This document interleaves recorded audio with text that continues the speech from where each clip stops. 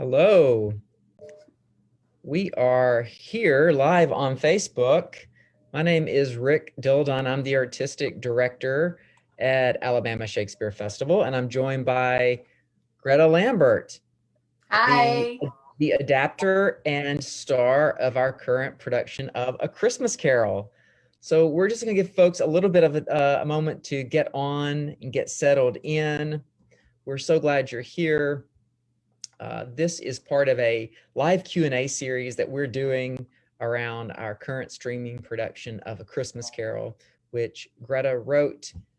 Sorry, she didn't write Christmas Carol. She adapted Christmas Carol. She may have wished she wrote Christmas Carol. I do. And she is currently starring in it as well.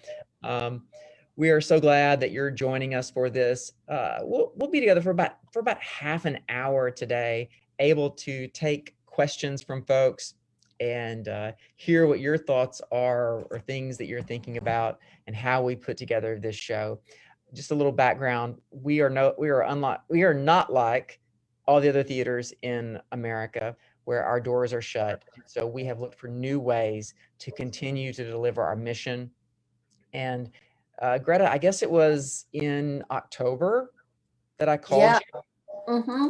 Yeah, it was October, and you said you wanted to do Christmas Carol, and I said I want to adapt it. So that's kind of how it started. And tell folks just a little bit about, like, what does that mean when we say you're adapting it? What does that mean? Yes. Well, it means number one, making it shorter. I would say if you read the whole story out loud, it would be about in it as well. 2 hours. So what I did was I tried to streamline the story, and my target was an hour. I tried to streamline it and keep the story focused on Scrooge and what he was going through, but at the same time, I wanted to keep so much of Dickens, which is just brilliant. He's absolutely brilliant. So I kept a lot of his sort of what I call his asides, and so it's basically making it more compact. Yeah. And you had to make some tough choices at times, right? Because you don't I do really did. every word, right? Yes. Because as I say, he's just brilliant, and the way he creates character, the way he creates mood, and he has a wonderful way of you're reading along, and he talks directly to the reader. You know, he'll say, especially like, for example, about Fred's laugh, he'll stop, he'll be talking about Fred and go, hey, listen, this guy has an amazing laugh. If you know anybody with a laugh like him, I want to meet him. And then he'll go back to the story, and it's almost like you were on stage and you turn to the camera. So I thought, how perfect. It's very theatrical before you even do anything to it. But yes, I had to let go of so many delicious moments. So if you're just joining us, we are talking about ASF's current streaming production of A Christmas Carol, adapted by Greta Lambert and also starring Greta Lambert. She does the whole show, one woman tour de force. You can go visit our website, asf.net, for information on it. One of the also exciting things about it, tickets are $15 per household. So whoever's in your household, you can get a ticket to this and watch it anytime you want to. But something special we're doing for educators, for teachers, and with their students in their classroom is we're making it free. So if you're an educator, you're getting to see this for free. So go to our website to make sure you sign up for that. Greta, our today numbers, just so you know, over 248 schools have booked it, and that's over 16,000 young people are gonna. Oh, that's fantastic. So and we still got December to go. Okay. That's great. One of the things, one question we got, Greta does play all the characters in this. So how do you keep all those characters straight in your head, Greta? Well, it's difficult in the beginning, but I'll tell you, Dickens writes such clear, concise characters that he sort of creates a portrait. So between his amazing descriptions and my imagination, I sort of have them in these nice little compartments of the characters. And I don't know, it's not that difficult to keep straight to me. The hard part was creating them, really, to try to find something different, especially when 2 or 3 people are talking, to try to keep to get a different voice, embodiment, etc. for each character. But keeping them straight is pretty easy because they all sort of belong in their certain part of the story. And they all have different things they want. And you've brought a Yes. brilliant sense of physicality to them as well. And Yeah. one question that we've gotten too is you are able to give us every class of citizen in Britain with your dialect work in this show. So talk about how you've used voice, dialect, physicality. Yes, that comes from long years of training. I've certainly had a lot of voice classes and movement classes. And when I was younger, I wanted to be a spy. And so I started doing accents from, when I was 8 years old. And even now, if I'm in the car and I'm playing public radio, they'll often have interviews with people from different countries, and I imitate what they're doing. So I'm constantly working on dialect. It's something that I think is one of the most fun parts of being an actor. It's certainly fun to watch you work. For those that, you all get to see Greta live. We, the creative folks, the creative team, we have the gift of watching her create. And it is so much fun to watch you figure things out and put things together. As I've said before, Greta shows up to rehearsal with 90% of my work done. And it's fantastic to be the audience of one, to get to sit and watch you work. It's a real delight. We're in this time where how we rehearse and perform and then share the work is all very different. Someone wanted to know the main differences between doing the live stage work and filming something. Well, first of all, in our current time of COVID, we had a lot of safety restrictions that we followed to the letter because we wanted to take care of each other. No one came up on the stage. I was the only one without a mask. And you and the stage manager and the lighting designer and the sound folks were way back in the audience. So I was able to play to you as if you were a whole theater full of people. But the different thing about the working on camera is that a lot of times the camera was right here beside me, maybe taking a side shot, or they were right here and here at the same time.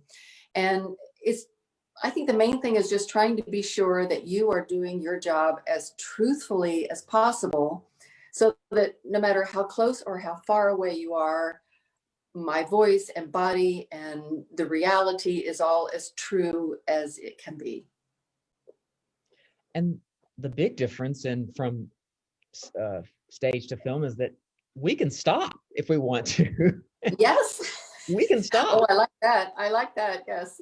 For those that are going to be watching the performance soon, you should know that we weren't stopping a lot. Greta does these sections all in one fell swoop. We had 3 cameras. We'd set it up, and Greta would do a section at a time. She'd run it. We'd reposition cameras. She'd run it straight through again. So we're not stopping every 10 seconds to capture something. Greta is carrying the arc of these characters all the way through to fruition. Mm-hmm. And I think what made that easy, Rick, is our rehearsal process. We worked a lot on the flow and the movement and tones of different scenes. And I know you and I both really like things to have a pace that drives, so that the audience never gets ahead of the story. And we did several just read-throughs of the entire thing. So yeah, I could have just done a whole complete run of the entire story 3 times. for folks that are just watching, we're doing a live Q&A. Myself, Rick Dildine, the director of A Christmas Carol, and of course, Greta Lambert, the adapter and the solo performer of it. You can go to asf.net. If you have questions for us, drop them in the comment box right down there, and we will do our best to answer those questions. Seeing lots of folks that are lovers of ASF in here, so it's good to see you. Thanks for coming. Um, you know, another interesting part about this, Greta, was that we're used to having the creative team, the designers, all with us in the room, able to walk up and chat, fix a mic, come up and fix the hat on you. It was very different. Very different. I remember our sound designer, Melanie, she Skyped in every single time, but we had the camera set up so she could watch, and she was seeing just exactly what you were seeing. And she came up with an amazing soundscape because there's so many opportunities for sound in a ghost story.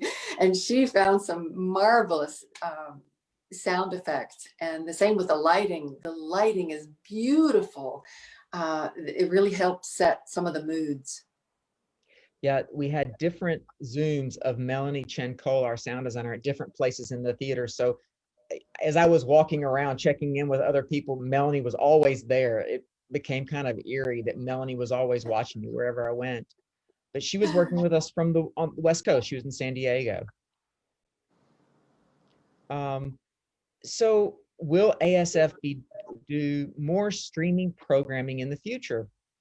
I think this is certainly, this has been an incredible project, and it has certainly highlighted for us the power of doing this digitally and streaming it, seeing that it can get out to more students, more audience members. From an accessibility standpoint, we're really, really digging it, and great to see how it's getting out to folks. It's something we're thinking about. I think it's going to be part of our new world, honestly, as we go forward. That we also have such great tools to capture what's happening, and it's so great to be so close to watching an actor work. That's what I have loved about this. I can't really typically watch the show 1 foot from Greta's head, but now I get to be there and watch the craft, watch the work of the actor. And the story, I think the story is really highlighted in this presentation. Number one, because Dickens has such a great story to tell, but because you're so close, you really are hearing someone tell a story. Much like, we all had moms that would read a story to us at night and play all the different characters, and you can see it in your mind. And that's kind of what's happening right in front of you. So we put this together with a creative team, of course, with Greta as the adapter from Charles Dickens' original A Christmas Carol. And we were with Tom Rodman, our lighting designer, Melanie Chen Cole on our sound. Great support from Jeffrey Todd Hunter in Greta's costume. But we created this in a new way. We learned a lot, and I think for all of us, I think I can say that it inspired us to try new things as we go into, whenever we get to come back together, we're going to be able to try some new things and have some new collaborators. Working with Big Dreams Creative, who are our videographers, it made us all think differently about what are we showing, how do we show it, how do we tell the story, how do we make it clearer. Can you talk a little bit about the staging and how you used this space? Yeah, honestly, I'm a stage director, and so to go into film, I was nervous about this. I was really nervous about how this was going to go. I am so used to seeing the big picture all the time, and I can't ever cut away from it. I can't ever tell the audience, don't look over there. I guess turn the lights out, but I'm always looking. I'm always seeing the full actor body. And then to now go, oh no, we can just see this if you want to. And in fact, that it really helps tell the story in that moment. That was new for me, to trust, to have to be able to trust that. But the videographers were fantastic, and did a beautifully edited performance. of this. It feels like Greta has come right into your home and plops this book down and says, "Let me tell you a story." You know, we But you did some wonderful things though with the space itself, because you used the actual theater room in different ways. Yeah, we made a decision early on to strip away everything in the theater so that you could see that we were in a theater. So you see the back wall, you see curtains, you see the fly rail where all the scenery can fly up to. And to light that, to light all that architecture and let that be your supporting environment, and to do some of those fun theater tricks like fog can show up, and you know, live flame and lightning. Uh, it was fun to be reminded we're in a theater. We're still telling the story inside a theatrical space. So, folks, if you have any questions for us, we are more than happy to answer them. You know, we set aside this time during the day because we're doing this for young people who may be watching. So, students who may be watching this. As of today, we have over 16,000 students who have signed up to see this. If you have an educator you know about, pass along this information, asf.net. Educators can get the streaming for free if they're going to show it to their students. Otherwise, it's $15 per household. I mean, you really can't beat that. You can watch it on your computer and beam it to your television. The quality is really, really exceptional. Greta, would you ever do something like this again? Oh, in a heartbeat. And Yes, I had what would so you much fun. what would you want to do next? Well, my favorite novel of all time is Madame Bovary. So I would love to do a Madame Bovary. And there's so many classical works that I'd love to do. I'd really like to find a woman author, Edith Wharton or Elizabeth Gassett, just to name a few. I'd love to have a female voice as narration, but oh, there's so much classical literature that we could do this way. And, you know, I want to challenge those of you who are watching to do your own adaptation. You can do this. Find a great story you love or write something and just turn your phone on, you know, and film it, and you'll have your own adaptation. Yeah. A lot of times we think no one wants to hear my story, but in fact, every a personal story is thrilling and important to be told.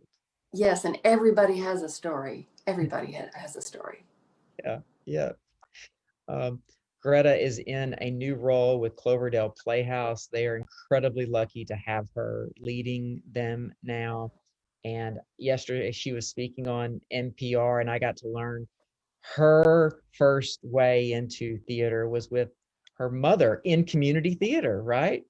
Yes, in Birmingham. I'm from Alabama, and it's now called Birmingham Festival Theater. And my mom, I must have been in the sixth, seventh grade, and my mom took me down there to do the kind of summer musical. It was The Drunkard. They did it every summer. And yeah, and I was just in the chorus, and my dream was to play Crazy Agnes, which I got to do one day, who's the hero's half-witted sister. And it's a melodrama. People would boo and hiss, and they could throw popcorn and cheer for the hero. But then during the season, they would do other shows, and my mom did props, and I would help. I can't even remember now what are some of the shows that we did. But that's how I got my start, was in community theater. So it's kind of like coming full circle to be back in community theater. That's great. What a great leader for Cloverdale to have. Seriously, I'm just so excited. But she has promised that she will still do plays at Alabama Shakespeare Festival. Yeah. Uh, so thank you all for joining us. If there are any questions, drop them in real quick. But we are so happy to be giving this gift to Montgomery, to Alabama during this holiday season. Uh, it's a real treat of a show. It's 72 minutes long. It's great for young kids. It's great for the whole family to get to see. It is Greta Lambert performing every character in A Christmas Carol, and she does it with such exciting vigor and creativity that it will be great fun for everybody. Visit our website, asf.net. Greta, anything you want to share with folks who are watching about this project? I don't think so, except that we just had so much fun. I hope you can tell that from the production. It was done with a lot of love and a lot of joy, and I had a wonderful, wonderful time. And I think you will too when you watch it. I think you'll feel a lot of fun. Just hearing that familiar story that you know so well. We all know Scrooge, but it's kind of a little different twist on it. So I really think you'll enjoy it. That's great. And again, if you know an educator, drop that educator's name down in a comment somewhere so this gets flagged for them so that they can learn about how to get this stream for free to their students. Visit asf.net to get your tickets, only $15 per household. This coming weekend, we're going to be premiering an ASF Insights about A Christmas Carol. Our resident dramaturg, Susan Willis, will be leading a conversation about Dickens in the pandemic now. As you know, Charles Dickens is responsible for Tale of Two Cities, Great Expectations, David Copperfield, of course, A Christmas Carol. So she's going to be doing a deep dive into his work. Should be great. Those that know Susan Willis, she does a wonderful job. So that will be coming up very soon this weekend. Thank you all so much for joining us. Greta, thank you for coming in Thank you. live from Cloverdale Playhouse over there. It's good to see you all. Be well, be safe. Wear those masks, wash those hands. Happy holidays.